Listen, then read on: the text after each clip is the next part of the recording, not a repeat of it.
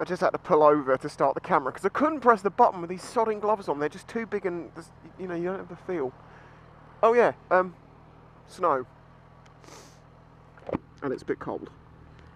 But today is a very important day for both me and Divvy. Because today, Divvy becomes mine. Yeah, I'm just going through to buy it, basically. I'm really glad that people have finally sort of come around to understanding that, yes, there may be more exciting things out there, but for my needs, this is one hell of a bike. I've already got bits lined up for the, you know, I was saying about all the changes. I've got half of them already in the post for review videos, so there's going to be a lot of review videos coming. I'm planning to do, like, I've got a screen coming. I will do a quick video just changing the screen, a couple of minutes, you know.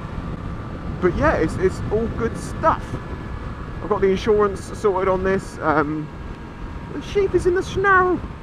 I've got the insurance sorted on this that starts at like 11 o'clock. Ignore that, it isn't actually 11, it's an hour ahead. That needs to be changed.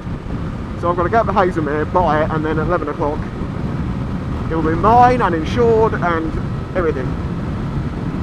After all the panic of snow and stuff, we had rain all day down my end, and then it turned into a bit of snow for about, well, it wasn't really snow, it was more sleet for about 2 hours, and that was it. Apparently, further up this way, it actually did snow. I know some of you others around the country, you got proper amounts of snow. I'm almost jealous. I want snow to play in, but the last time it really snowed loads was 2010. Yeah, the year this bike was made. And you know, I wasn't vlogging at that point because I didn't start till 2011, 2012. But there was the night that I rode back in the snow from work, and it would have been so funny to film. It was such an amazingly still night with fluffy snow, and I was just buzzing my way through it. Because the ice hadn't formed under the road, I was still able to get a bit of grip, and I was like skiing along. It was brilliant. But of course, I wasn't vlogging. And then since then, it's not snowed. And I was thinking yesterday, where I was like, you know, if I imagine like it would snow loads, and of course while Derek is out of action, because if it snows, I want to have a play in it. I know I don't advise that, it's very dodgy. You are likely to come off. I'm not talking about riding on the roads, I'm talking about just having a mess around. But it's an exciting day. Divvy's going to become mine. For me, it's more about the changes that it can make, the things that I can now do, the options I have. Because before now, you know, like last year KCM said to me, hey, do you want to borrow this 690, blah blah blah, and it kind of required me to get up north slightly. Couldn't do it. I was like, no, I can't. Can you get it down? And that's what caused the delays, and it didn't happen last year. Well, this year, if they're like, can you get up to here? I'm like, yeah, I can. Not a problem. It is properly windy today though. I came around an overpass earlier on, going miles an hour, got slammed by the wind sideways. Jesus, it was not pleasant. Ah, stop it! I'm not telling you what bits I'm going to do to Divvy. The plan is I'm going to do the review video, so bit by bit you'll see what gets added on. And I try not to show the whole overall thing until afterwards, then we can have a bit of a reveal, like a before and after, like this is what she was like and this is what I've done. It may not be a massive change, but I think little bits here and there will really help. Oh, there's one thing that I keep forgetting to mention, so I better mention it now, which is, and I've said it on my social media, on the basis that people were so generous to me in a time that, you know, I was in a bit of a hole, I've decided what I'm going to do is I'm donating 15% of my t-shirt and hoodie sales to a charity, namely Blood Bikes, from now on. You know, it's not a huge amount of money. I don't sell an awful lot of merch, but you know, the more that I sell, the more that they'll make. So, you know, 15% of whatever I make, because I get paid about every 3 months or something like that, because we just wait till it, you know, a few sales have been through and then pay it out. So when that happens, I'll just be taking 15% straight off the top of my cut and then sending it over to Blood Bikes. If you don't know what Blood Bikes is, it's basically an organisation of volunteer bikers, I believe, who transport blood from place to place for people in need of operations, you know, blood for any whatever reason you need it. Not vampires, I don't believe they deal with vampires, it's not like Meals on Wheels.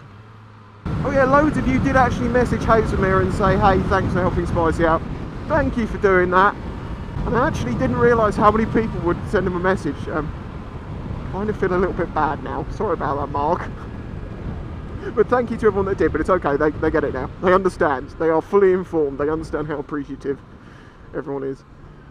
especially me, but you know.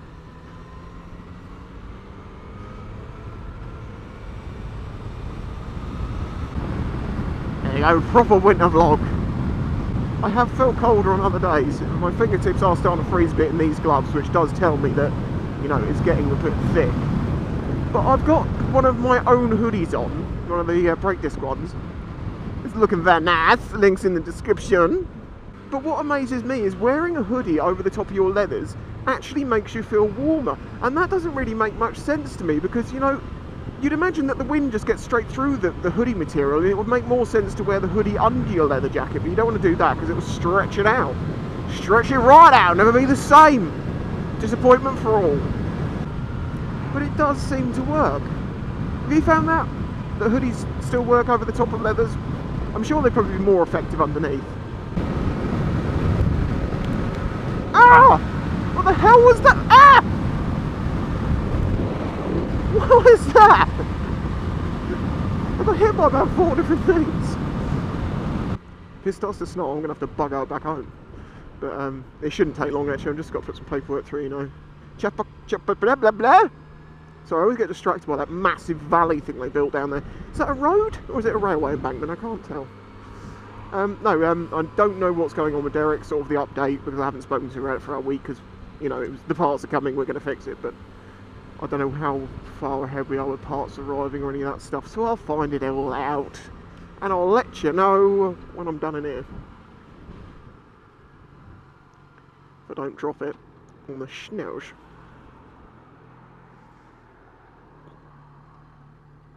Oh Divvy, I walk in this shop and you do not belong to me, but when I walk back out you will, little Divvy. Little Divvy, I love you like no one else will. Sound like my sister singing to a cat. Should we have a little look around?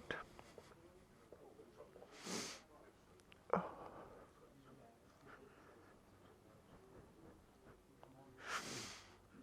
Oh, I might be riding that later on this year. It's a special that they made. It's very nice. It's very, very nice. Oh, I need some of those bars. I want to put some black rentals on Divvy. Shh, shouldn't have told you that. So, welcome to Divvy. The ex-loan bike from Hazelmere Motorcycles, and now my new steed. Derek, we've got all the parts, we're just waiting for the head to be done. As I was suspecting, this was brought up before, it is not a helicoil, it's some insert thing that this guy does. Apparently it's like attached to the drill or something, you know, all goes in together, blah, blah, blah. It's a very secure way of doing it.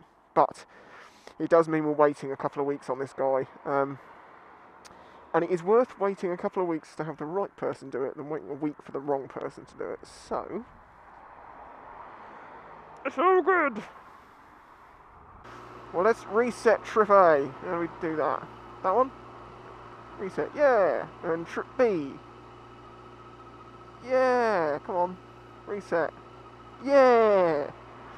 And then I'll have to find out how to change that clock. I'm imagining it's probably press both and... I don't know, I'll find out later, it's not important. Now let's try not to drop it outside the shop in the ice, because this snow has turned into just ice.